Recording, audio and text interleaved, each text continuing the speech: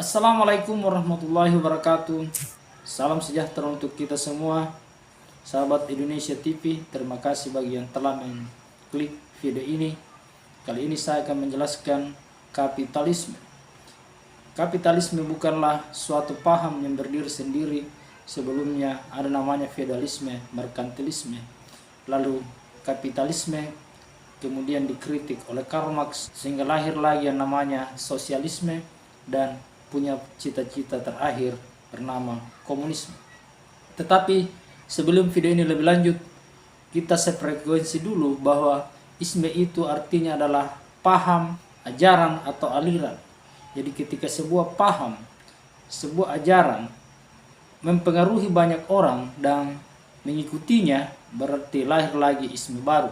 Misalnya ketika banyak yang setuju atau sepaham dengan pemikiran Soekarno, maka lahir lagi isme baru bernama Soekarnoisme. Untuk penjelasan lebih lanjut mengenai kapitalisme, ikuti terus video ini. Mohon bantu like, komen, dan subscribe. Semoga ide-ide yang ada dalam video ini bisa berkontribusi untuk membangun peradaban yang lebih baik.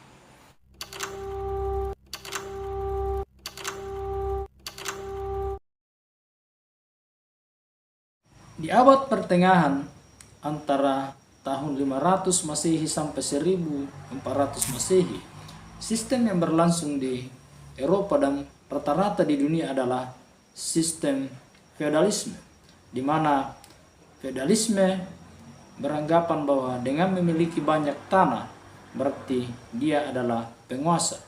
Dengan memiliki banyak tanah berarti bisa menjadi penguasa. Dan salah satu ciri yang paling kolot dari feodalisme adalah terlalu mengagung-agungkan jabatan meskipun minim prestasi.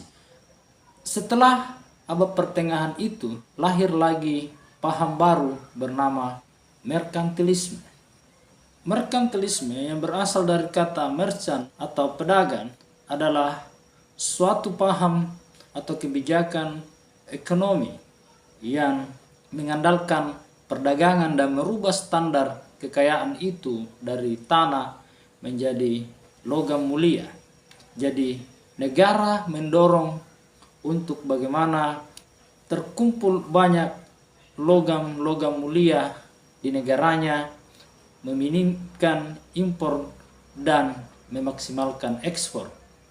Paham ini juga muncul karena pada waktu itu sudah banyak negara-negara di Eropa yang merdeka.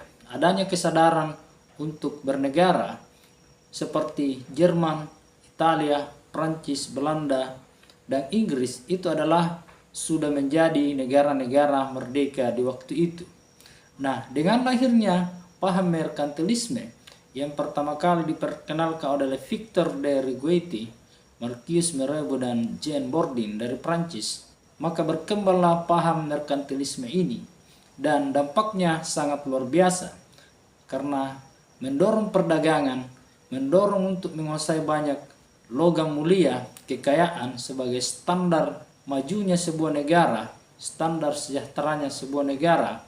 Maka negara mendorong dan membiayai penduduknya untuk melakukan perjalanan ke negara-negara baru dengan prinsip gold, glory, gospel, kekayaan atau emas, kejayaan atau daerah jajahan, membangun kerajaan kecil di sebuah tempat sambil menyebarkan agama.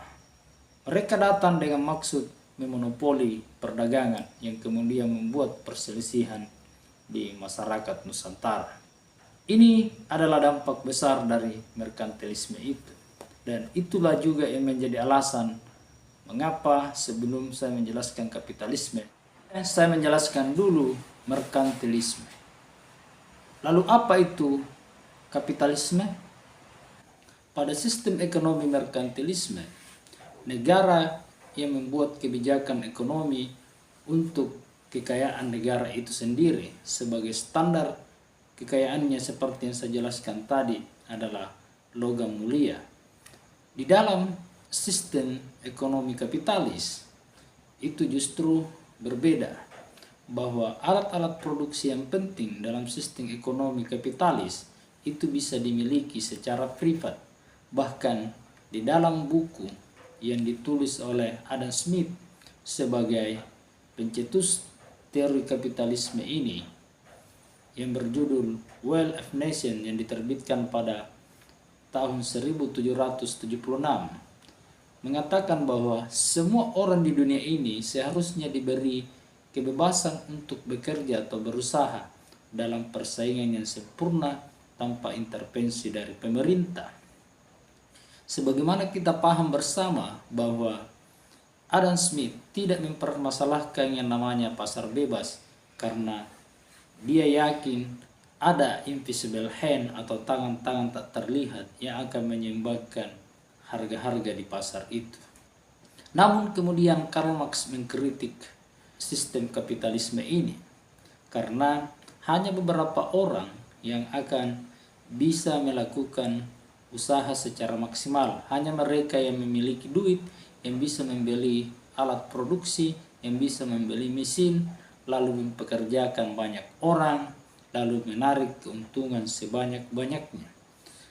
Sehingga masyarakat kecil tidak bisa melakukan persaingan dalam hal membuat usaha. Seharusnya semua orang bisa mengakses, bisa memiliki alat-alat produksi itu.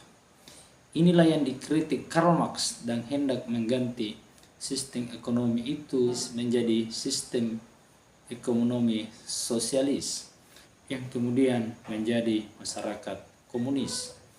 Jadi sistem ekonomi kapitalis adalah sistem atau hanya sekedar mode produksi barang untuk mendapatkan keuntungan sebanyak-banyaknya.